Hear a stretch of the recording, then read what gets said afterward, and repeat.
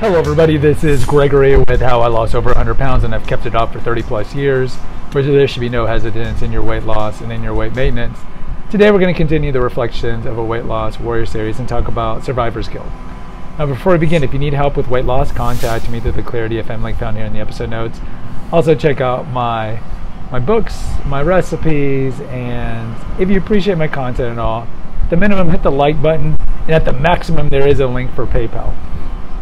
Alright, survivor's guilt is a problem like imposter syndrome, the previous episode, that I had certainly in the 90s, but I still have today.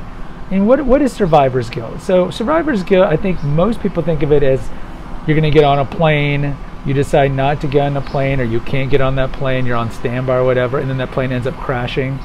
You end up wondering, like, why me? Why did I survive? If there's a car accident and you survive and somebody doesn't, why did I survive?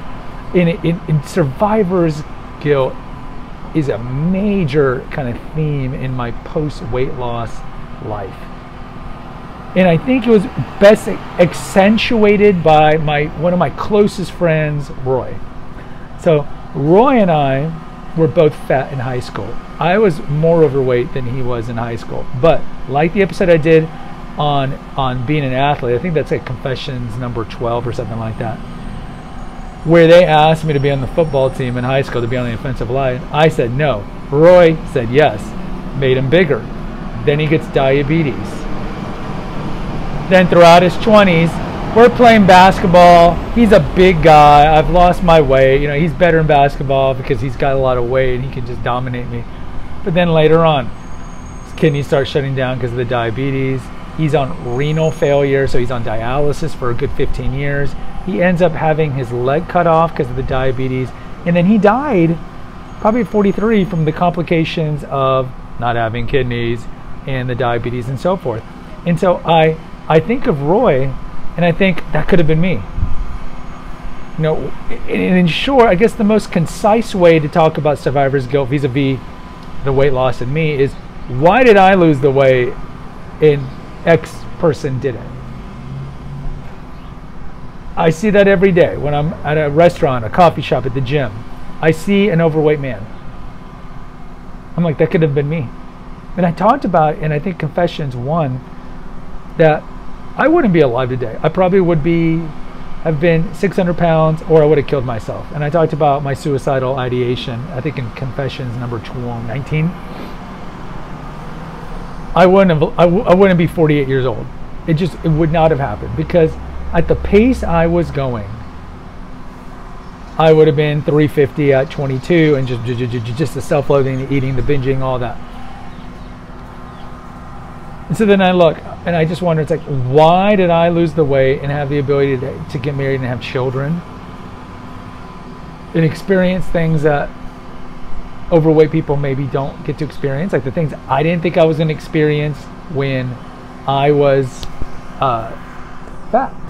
Like, why did I get to experience these things and they don't? And so this was very, like, on my shoulders all through college and graduate school, but really even now. I think after 30 years, I've just kind of not thought about it, because it's too metaphysical of a question for me to really grasp and think about. Because look, I can say, yes, I worked hard, and I've run the length of the globe. I calculated it starting in 1990. If I averaged 5 miles a day for the amount of days I was doing, like 28 days a month, I have run or ellipticized or rode or whatever, or cycled over 24,000 miles. So I can say, yes, I've worked hard. Yes, I've had to be forbearant and practice temperance in my eating. But a lot of it is just luck. Just like, you hear about celebrities when they get famous. Sometimes it's just luck. They have some talent, or a writer or whatever. Sometimes it's just luck. And I don't know what it is. So I want to praise God, and I think the third episode I ever did here is having a relationship with God makes your weight loss journey easier, in my opinion, as a Christian. It makes it easier. But I think some of it is just letting go and letting God, and it's like God had a will for me. But even then, Okay, so why did God have a will for me, but God doesn't have a will for that overweight guy or overweight girl? I don't know. And so this is weighed on me. Why me? Why me? Why me? And it's one of those things where I have the humility to just say, I don't know. Because there are overweight people, just like working, like with jobs. You know, why is this person rich? Why is this person not rich? The not rich person works hard, right? Because the rich person, I work hard, and the poor person who's like a janitor or works at a coal mine works probably harder. So it's not a question of hard work, right? Because the overweight person can be like, I worked hard, I tried to eat well, and then, you know, I had a car accident or broke my leg. You know, it's one of those things.